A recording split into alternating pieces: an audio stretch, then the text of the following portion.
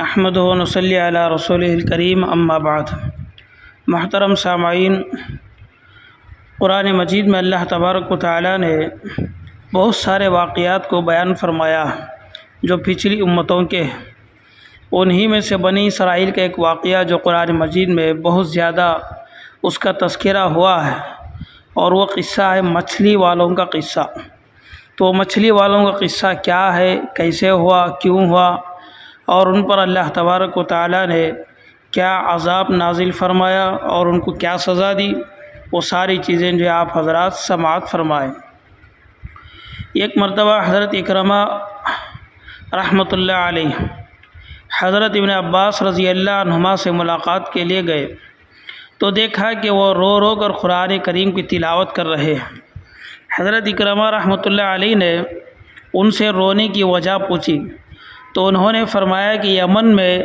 عائلہ نامی ایک جگہ ہے، وہاں یہودیوں کی ایک بستی تھی، اور اسی جگہ ایک سمندر بھی تھا جس میں مچھلیاں خوب تھیں۔ اللہ تعالیٰ نے ان کو سنیچر کے دن یعنی ہفتے کے دن مچھلیوں کے شکار کرنے سے منع کر دیا تھا، اور باقی ہفتے کے 6 دنوں میں شکار کی اجازت تھی۔ خدا کا فیصلہ کچھ ایسا تھا کہ ساری مچھلیاں سنیچر کو سمندر کے کنارے پانی کے اوپر آ جاتی تھی، اور بہت زیادہ آ جاتی تھی، اور باقی دنوں میں مچھلیاں نظر ہی نہیں آتی تھیں۔ پھر تو لوگ بہت پریشان ہو گئے اور سوچنے لگے کہ کیا کیا جائے، کیونکہ ان کا گزارا مچھلی ہی سے ہوتا تھا۔ وہ مچھلی پکڑنے والے تھے، مچھلیوں کو پکڑتے، بازار میں فروخت کرتے اور اپنی زندگی گزارتے تھے۔ تو وہ بہت پریشان ہو گئے اور سوچنے لگے کہ کیا کیا جائے۔ تو اس وقت شیطان نے ان لوگوں کو پٹی پڑھائی کہ بھائی تمہیں کیا معلوم ہے، اللہ نے سنیچر کے دن صرف مچھلی کھانے سے منع کیا ہے، شکار کرنے سے تو منع نہیں کیا ہے۔ شیطان کی یہ بات بستی کے نافرمان لوگوں کو بہت پسند آئی، اور وہ کہنے لگے واہ واہ، پھر کیا ہے، ہم تو سنیچر کے دن بھی مچھلیوں کا شکار کریں گے۔ اس پر نیک لوگوں نے انہیں بہت سمجھایا کہ بھائیو، یہ شیطانی دھوکہ ہے، یہ شیطانی چال ہے۔ اللہ تعالیٰ نے اس دن مچھلیاں شکار کرنے اور کھانے دونوں سے منع کیا ہے۔ چنانچہ جب صبح ہوئی تو سب لوگ گھومنے کے لیے سمندر کے کنارے آئے تو دیکھا کہ بہت زیادہ مچھلیاں ہیں۔ تو نافرمان لوگوں نے آپس میں مشورہ کیا کہ ہم لوگ سنیچر کے دن سمندر کے آس پاس ایک گڑھا کھود لیا کریں گے تاکہ مچھلیاں اچھل اچھل کر اس میں آ جائیں، پھر اتوار کے دن آ کر انہیں نکال لے اور پھر انہیں گھر لے جائے۔ پھر بھی اگر کوئی ہم سے پوچھے گا تو ہم کہیں گے کہ آج ہی تو پکڑ کر لائے ہیں۔ اس طرح یہ نافرمان لوگ مچھلیاں پکڑنے لگے، لیکن کچھ ہی دنوں کے بعد ان نیک لوگوں کو ان کی چالاکی کا علم ہو گیا، تو ان لوگوں نے ان کو منع کیا، لیکن پھر بھی وہ نہ مانے اور مچھلی پکڑتے رہے، یہاں تک کہ جمعے کے دن شام میں چلے جاتے اور جال ڈال کر ایک گڑھا کھود کر آ جاتے، اور ہفتے کے دن تو نہیں پکڑتے، اور پھر اتوار کی صبح کو جاتے تو مچھلیاں جو ہے جال میں پھنسی ہوئی ان کو مل جاتی تھی، یا گڑھے میں گرے ہوئے ان کو مل جاتی تھی، اور اسے پکڑ کر اپنی زندگی گزار لیتے تھے، اور وہ اپنے اس کام میں خوش تھے۔ اور اس زمانے میں جو نیک لوگ تھے ان کو یہ بات پسند نہیں آئی۔ تو اب ان نیک لوگوں نے مچھلی پکڑنے والے نافرمان لوگوں کا بائیکاٹ کر دیا کہ یہ لوگ اللہ کی نافرمانی کر رہے ہیں، ہیلے بہانے کر رہے ہیں، اللہ نے اس سے منع کیا ہے، اور یہ شیطان کے جال میں پھنس کر اپنے آپ کو نقصان میں ڈال رہے ہیں۔ تو اس لیے ان لوگوں نے ان کا بائیکاٹ کر دیا، اور بیچ میں ایک دیوار بھی کھڑی کر دی کہ ان لوگوں کے گھر ادھر ہے مکانات، اور ان کے مکانات ادھر ہے، تو درمیان میں ایک دیوار کھڑی کر دی۔ ایک دن کی بات ہے کہ سورج نکلنے کے بعد تک مچھلی پکڑنے والوں کے محلے سے کوئی آواز نہیں آئی۔ تو لوگوں کو بڑا تعجب ہوا کہ یہ لوگ صبح صبح اٹھنے والے تھے، لیکن آج جو سورج بہت نکل چکا ہے، لیکن کسی شخص کی آواز نہیں آ رہی ہے، اور کوئی کسی کا چلن پھرنا بھی نہیں ہے۔ تو ایک شخص نے اپنے محلے سے مچھلی پکڑنے والوں کو بلند آواز سے پکارا، لیکن کوئی جواب نہیں ملا۔ پھر ایک دوسرے شخص نے سیڑھی لگائی اور دیوار کی دوسری طرف دیکھا تو وہ چلا کر بہت حیرت سے بولا کہ ارے ارے، یہاں تو صرف بندر ہی بندر ہے اور ان کی لمبی لمبی دم بھی ہے۔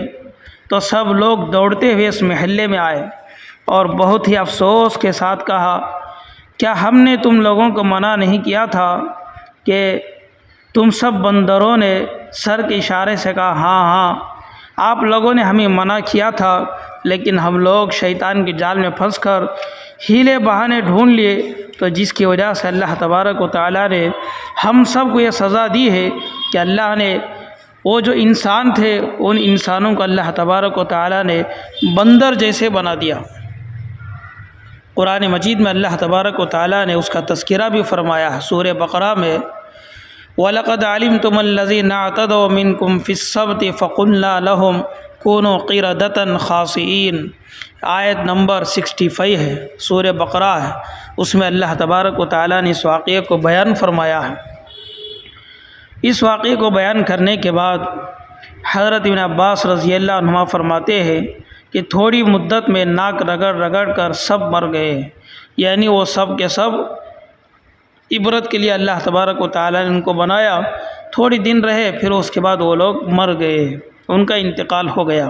اب دنیا میں جو بندر ہے یہ وہ بندر نہیں ہے جن کو اللہ نے انسانی شکل دینے کے بعد بندر بنایا، وہ یہ بندر نہیں ہے، یہ بندر ایک اللہ کی مخلوق ہے، ان کے جیسا اللہ نے ان کو بنا دیا، بس اتنا ہی ہے۔ تو محترم سامعین، اس واقعے سے ہمیں یہ سبق لینا چاہیے کہ جو لوگ اللہ تعالیٰ کے حکموں کو ٹھکراتے ہیں، اللہ تعالیٰ ان کو دنیا میں بھی رسوا کرتا ہے اور آخرت میں بھی ان کو سزا دے گا۔ اس لیے آج سے یہ طے کر لو کہ ہم ہر حال میں اللہ کے حکموں کو مانیں گے، اللہ کی نافرمانی نہیں کریں گے، ہیلے بہانے بنائیں گے، نماز کے لیے ہیلا، روزے کے لیے ہیلا، زکوٰۃ کے لیے ہیلا، اور دوسرے جو شریعت کے جتنے احکامات ہم پر لاگو ہو چکے ہیں اور اس کا عمل کرنا ہمارے اوپر ضروری ہو چکا ہے، اب ہم اس میں ہیلے بہانے ڈھونڈ رہے، عذر ڈھونڈ رہے کہ اس سے یہ ہو جائے گا، اس سے یہ ہو جائے گا، ہمارے لیے پریشانی مجبوری ہے۔ اللہ تبارک و تعالیٰ دلوں کو جاننے والا ہے، نیتوں کو جاننے والا ہے، اگر واقعی میں عذر ہے اللہ تبارک و تعالیٰ معاف کر دیں گے، نہیں اگر آپ لوگ ہیلے بہانے بنا رہے ہیں تو اللہ تبارک و تعالیٰ دنیا میں بھی رسوائی کا سامنا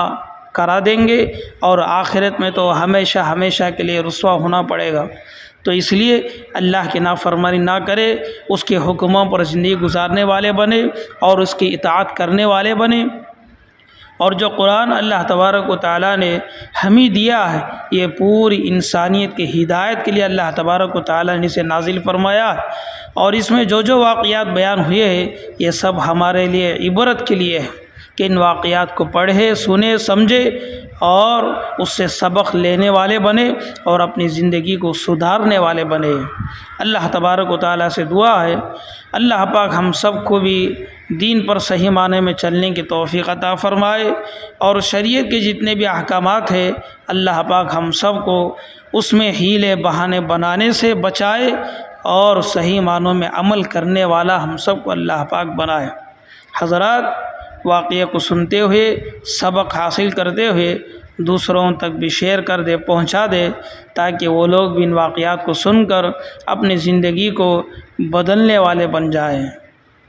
اللہ پاک ہم سب کو عمل کی توفیق عطا فرمائے، آمین۔ وآخر دعوانا الحمد للہ رب العالمین۔ السلام علیکم ورحمۃ اللہ وبرکاتہ۔